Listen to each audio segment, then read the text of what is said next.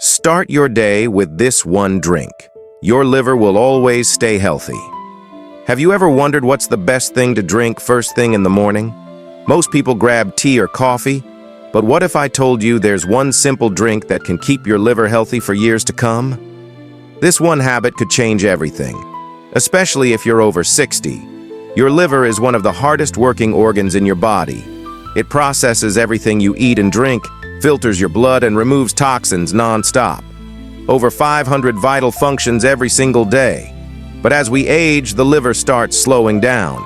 It struggles to keep up, and the buildup of toxins can lead to fatigue, poor digestion, and even serious health issues. So what's the solution? A simple, natural drink you can make at home. Warm water plus lemon juice plus turmeric. That's it. Squeeze half a lemon into a glass of warm water, add a small spoon of turmeric, stir well, and drink it on an empty stomach. It's like giving your liver a fresh start every single morning. Turmeric contains curcumin, a powerful antioxidant that cleanses the liver and reduces inflammation. Lemon is rich in vitamin C, which helps regenerate liver cells and flush out toxins.